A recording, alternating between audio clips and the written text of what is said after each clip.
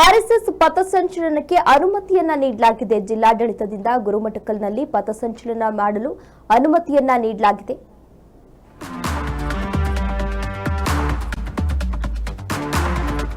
RSS ಪಥಸಂಚಲನಕ್ಕೆ ಜಿಲ್ಲಾಡಳಿತದಿಂದ ಅನುಮತಿಯನ್ನ ನೀಡಲಾಗಿದೆ. ಗುರುಮಠಕಲ್ನಲ್ಲಿ ಪಥಸಂಚಲನವನ್ನ ಮಾಡಲು ಅನುಮತಿಯನ್ನ ನೀಡಲಾಗಿದೆ.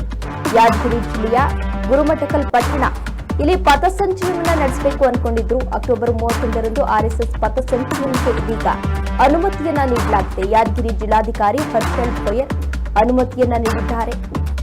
10 ಷರತ್ತನ್ನ ವಿಧಿಸಿ ಪಥಸಂಚಲನಕ್ಕೆ ಅನುಮತಿಯನ್ನ ನೀಡಿದ್ದಾರೆ ಎನ್ನುವ ಮಾಹಿತಿ ಇದೀಗ ಸಿಗ್ತಾ ಇದೆ. ಅಂದ್ರೆ ಪ್ರಿಯಾಂಕ್ ಖರ್ಗೆ ಅವರು ಒಂದು ಪತ್ರವನ್ನ ಬರೆದಿದ್ರು.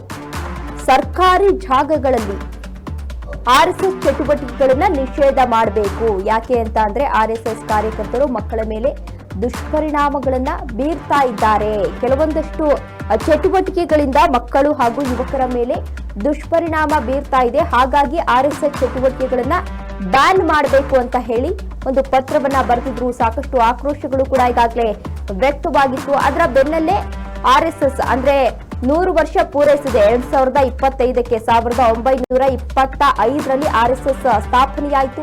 2025ಕ್ಕೆ ಈಗಾಗಲೇ 100 ವರ್ಷ ಕಂಪ್ಲೀಟ್ ಆಗಿದೆ. ಹಾಗಾಗಿ ಹಲವಾರು ಕಡೆ ಆರ್ಎಸ್ಎಸ್ ಚಟುವಟಿಕೆಗಳನ್ನ ನಡೆಸ್ತಾ ಇದ್ರು. ಅಂತಹ ಸಂದರ್ಭದಲ್ಲೇ ಪ್ರಿಯಾಂಕ್ ಖರ್ಗೆ ಅವರು ಪತ್ರ ಬರೆದಿದ್ರು ಸಿಎಂ ಸಿದ್ದರಾಮಯ್ಯ ಅವರಿಗೆ.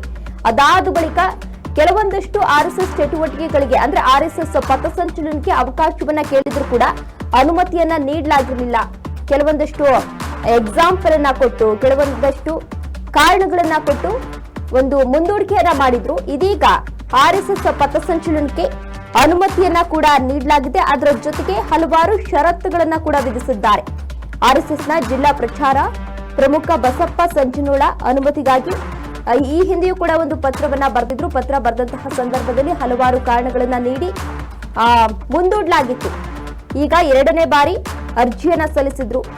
ಮೊದಲನೇ ಅನುಮತಿಗಾಗಿ ಅರ್ಜಿ ಸಲ್ಲಿಸಿದಾಗ ಪಥಸಂಚಲನ ನಡೆಸುವ 3 ದಿನಗಳ ಮುಂಚೆ ಅಂದ್ರೆ ಏನು ಪಥಸಂಚಲನವನ್ನ ನಡೆಸ್ತಾ ಇದ್ರು ಅದು 3 ದಿನದ ಹಿಂದೆ ಪತ್ರವನ್ನ ಬರೆದಿದ್ರು. ಹಾಗಾಗಿ ಪರ್ಮಿಷನ್ ಅನ್ನ ಕೊಟ್ಟಿರಲಿಲ್ಲ.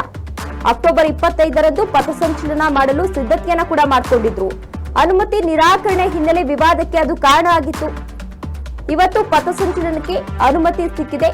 ಹಾಗಾಗಿ ಈ ವಿವಾದಕ್ಕೆ ಈಗ ತೆರೆ ಎಳೆದಂತಾಗಿದೆ. ಈಗಾಗಲೇ ಎಲ್ಲಾ ರೀತಿಯ ಸಿದ್ಧತೆಯನ್ನ ಕೂಡ ಮಾಡಿಕೊಳ್ಳಲಾಗಿದೆ.